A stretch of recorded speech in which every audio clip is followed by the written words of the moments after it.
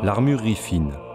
Le plus haut degré du savoir-faire de l'armurerie, l'excellence mêlée à la tradition, le luxe nourri de la précision, niché au cœur d'une gravure, d'un bois, d'un mécanisme. Privilège, achat unique, collection ou création personnalisée, le choix et l'achat d'une arme, belle, exceptionnelle, est toujours une source d'émerveillement pour son acquéreur. Elle l'est tout autant pour ses armuriers orfèvres, ces artisans qui passent avec passion et modestie, chacun dans leur spécialité, des centaines d'heures à faire naître les plus fabuleuses armes du monde. Un savoir-faire qui se transmet souvent de génération en génération, un héritage précieux que chacun de ces artisans offrira aux générations futures par l'intermédiaire de ses heureux possesseurs. Un monde de luxe, de précision, de superbe mécanique et d'intemporalité.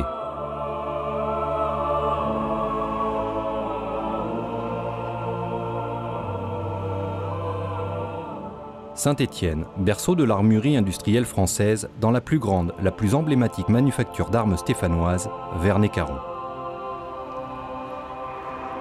Aujourd'hui, David Dirakashvili, pilier international géorgien de rugby jouant à Clermont-Ferrand, vient finaliser avec Jérôme Lanoux, maître armurier et responsable de l'atelier Verney-Caron, une commande particulière.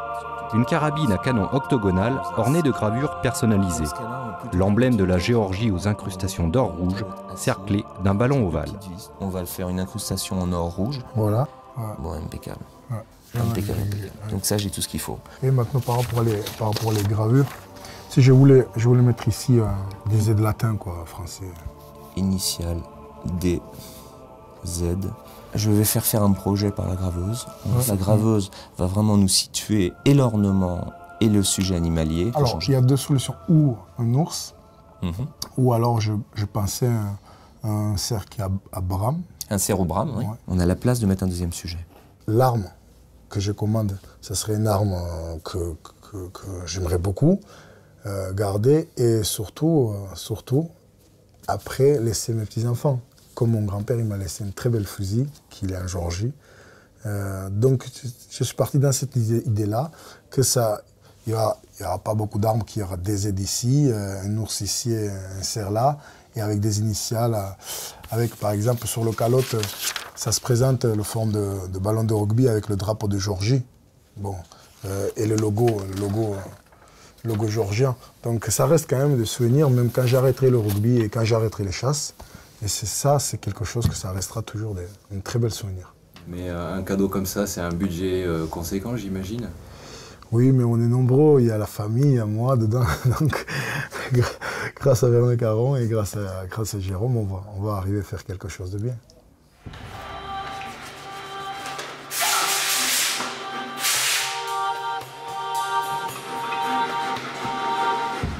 Avec à sa tête Jérôme Lanoux, l'atelier fait travailler une quinzaine de personnes, dont 2 meilleurs ouvriers de France.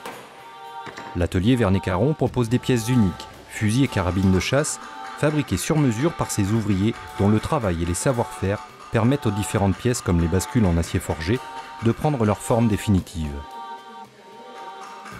Les crosses, toujours en noyer, varient en fonction du choix du client, du noyer standard au noyer de collection avec un large choix proposé.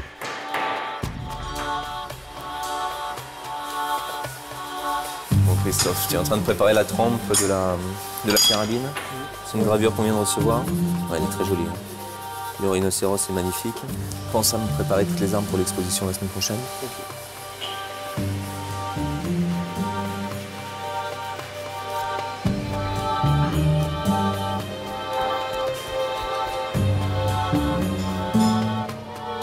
Il y a une quête de l'excellence et puis c'est sans fin parce que tous les jours, chaque client vient choisir son arme, vient faire son arme entre un bois foncé, un bois clair, un bois marbré, un bois veiné.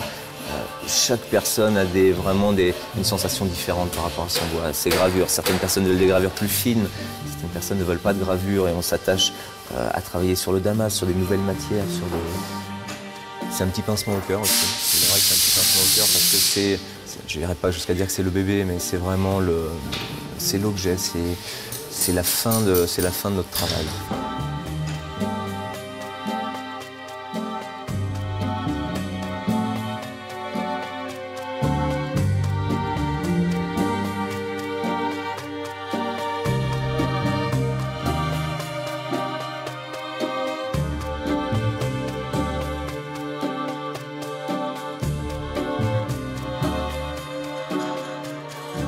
Cette activité artisanale détient des savoir-faire rares pour la fabrication des armes de chasse haut de gamme, ce qui lui a valu de recevoir en 2010 le label Entreprise du patrimoine vivant, qui marque la reconnaissance officielle par la République française de ses savoir-faire artisanaux d'excellence dans des métiers précis.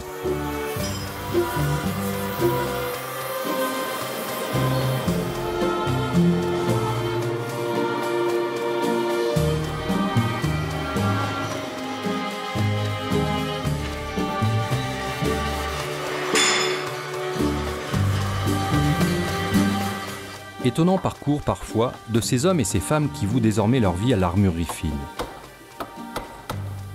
Thierry Murgue, suivant les traces de son père, est monteur sur bois. Il est aujourd'hui meilleur ouvrier de France.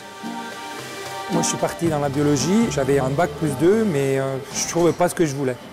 Donc je me suis dit je vais faire mon service militaire et puis je vais partir là-dedans parce que j'avais déjà bien progressé là-dedans. Hein.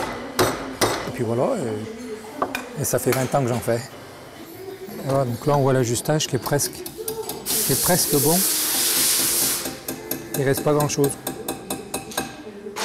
Tant que j'ai du jour, je continue. Jusqu'à que j'ai plus de jour. Quand en 1820, Claude Vernet-Caron crée l'entreprise d'armurerie à Saint-Étienne, il peut s'appuyer sur près de 2 siècles de savoir-faire, 2 siècles d'ingéniosité, 2 siècles d'amour du bel ouvrage légué par la famille. Quand un artisan faiseur de fusils prenait alors pour épouse une fille d'armurier, plus qu'un mariage, c'était aussi une mise en commun des compétences, des talents des deux familles. C'était la transmission légitime des petits secrets de fabrication des maîtres artisans.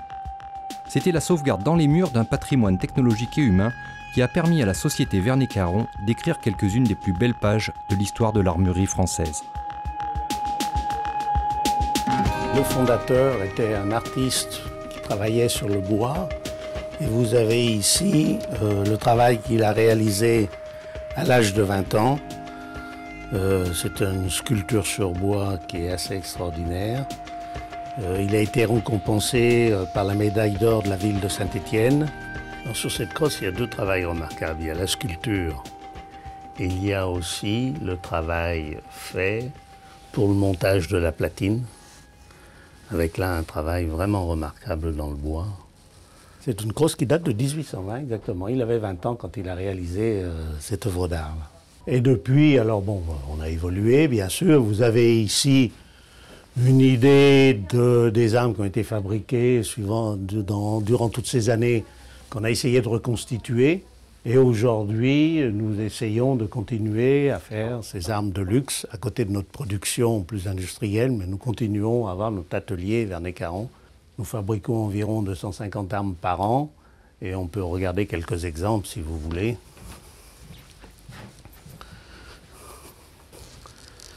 Voilà une arme qui a été faite pour un salon à Abu Dhabi. C'est une arme monocanon de précision avec un travail d'incrustation or assez exceptionnel. C'est une arme de grand prix. C'est de l'ordre de 50 à 80 000 euros. Hein. Avec un travail pareil. Il n'y a pas beaucoup de graveurs dans le monde capables de réaliser des pièces comme ça, et on en a quelques-uns qui travaillent pour nous.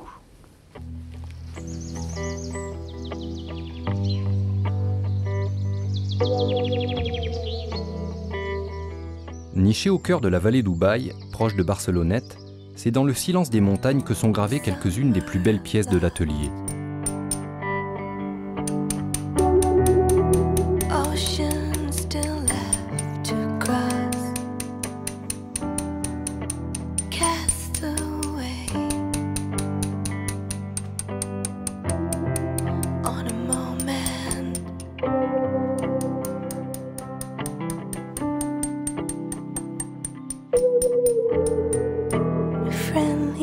Il faut que ça soit une passion, la gravure.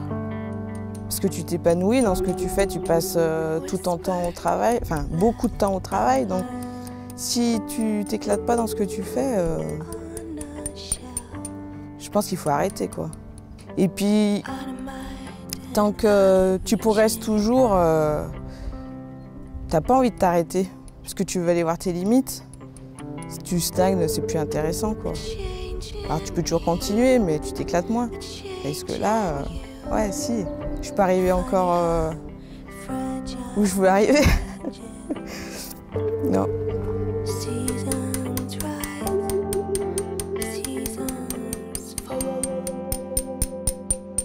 C'est une fierté parce qu'on fait quelque chose de nos mains, quoi. Des fois, on arrive à faire de l'apnée, on ne se rend pas compte hein, quand on fait des sujets et qu'on travaille à la loupe. Et ben, y a des moments, ouais, on se coupe la respiration et voilà, et ouais, c'est bizarre quoi, comme sensation. Mais après, non, quand je grave, je pense à plein de choses. Je pense pas forcément à ce que je suis en train de faire, quoi.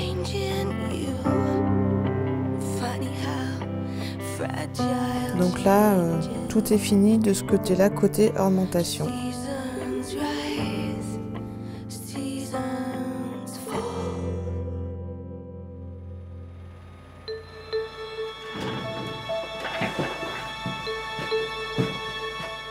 Toujours pour l'atelier Vernet-Caron, Hélène a récemment réalisé son plus important travail de gravure sur arme. Une série de buffles Caffer d'après de magnifiques dessins de l'artiste Marcello Pettineo. Ça a été un super projet, une entente vraiment parfaite avec l'artiste. Il a vraiment fallu que je prouve et que je dépasse mes capacités de gravure, n'ayant jamais réalisé de gravure de cette taille. Mais surtout, le plus important, c'était de réaliser à l'identique ce que l'artiste avait fait. Donc là, voilà, on a l'exemple de 2 petites pièces. C'est vraiment de la micro-gravure avec le serpent, le singe.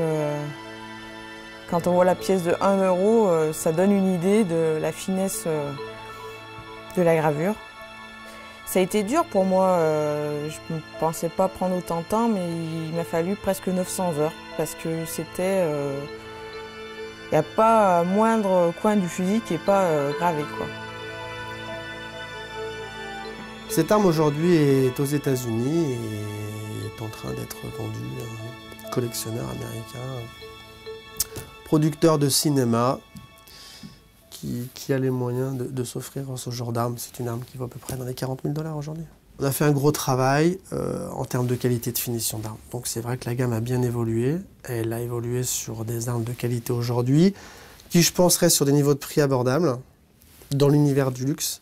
Si on devait se comparer à des Purdy, des Beretta, des Browning, etc., qui ont une autre renommée que nous. On va dire que nous, on est les petits challengers qui démarrent sur ce marché-là. Eux sont implantés depuis très longtemps. Petit à petit, on arrive, on gratte, on se fait une petite place. Et effectivement, le luxe à la française et l'image, le Made in France, à l'export, sur des marchés haut de gamme, fait vendre, c'est clair.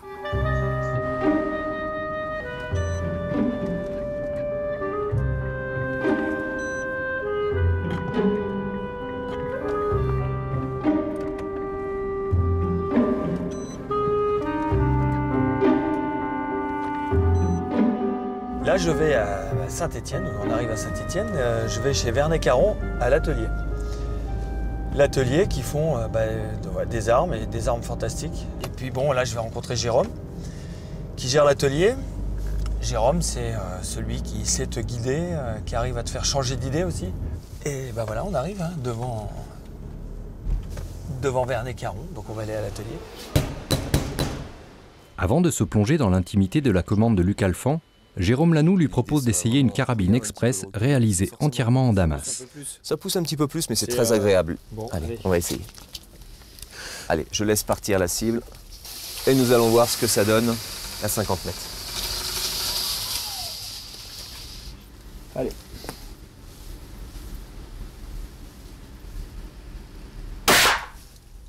Je pense que là c'est pas mal. Tu as pris la cible de droite? Ouais, cible de droite. Ouais, c'est bien, c'est parfait. Alors magnifique. Et voilà. Donc à bras francs, 50 mètres. Luc Alphand, faut être sportif, je pense. Regarde Après ce test, Luc finalise sa commande d'une paire de superposés destinée à chasser la grouse en Écosse. Plutôt fond creux. Plutôt fond creux, donc ça c'est important. Pour cet achat, le choix des bois précieux, des gravures et de leur emplacement est longuement discuté entre les deux hommes. On fera une très jolie scène de grosse. Rien n'est laissé au hasard et chaque détail compte pour faire de ces armes des armes d'exception. Une attention toute particulière est portée sur les bois. Ces derniers ont été sélectionnés par Jérôme en Turquie pour la similitude quasi parfaite de leur veinage. Ça va de suite te donner les contrastes de fond clair. Ouais. Pour faire une paire, c'est le plus dur, le bois.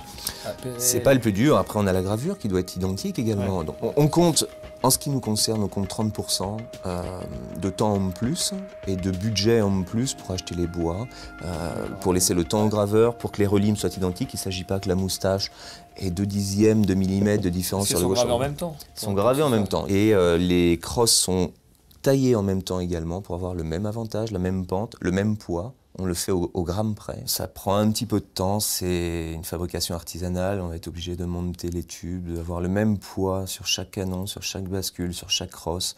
On va avoir des contraintes de gravure, une symétrie parfaite, des contraintes de relime également, de bascule, ressortir la moustache parfaitement, symétrie du numéro 1 au numéro 2. Et donc, une bonne année d'attente sera nécessaire. Il y a une histoire de patrimoine dedans. Je pense qu'une vraie arme qui a de la valeur, elle a de la valeur au moment où on l'a fait, elle est créée ici avec une vraie valeur humaine, d'expérience, de tradition, etc. Et après, on peut la posséder, la voir et la transmettre. Je dirais de génération en génération, je ne sais pas, mais en tout cas au moins une génération, voire deux, et elle sera toujours là. Et elle aura cette histoire de chasse avec, voilà, moi j'espère avec mes enfants et puis avec peut-être les petits-enfants. C'est ça, je pense que c'est là le but. C'est de posséder quelque chose à soi, différent, et de pouvoir le transmettre.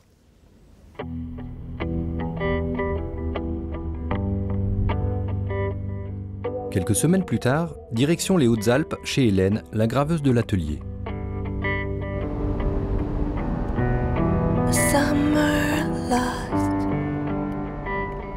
L'idée, c'est vraiment d'aller voir de temps en temps les graveurs pour des nouveaux projets, pour les mises en place des gravures. C'est important de faire le point entre ce que je souhaiterais, ce que je souhaite et ce que le graveur pense, parce que on a des idées qui sont des fois figées sur ce que l'on veut faire et le graveur a une vision un peu artistique de la chose. Et là, l'idée, c'est vraiment d'aller faire l'implantation finale sur le plat de bascule, sur des petits détails avec le prénom de ses enfants, avec l'implantation vraiment intime de la gravure de Luc.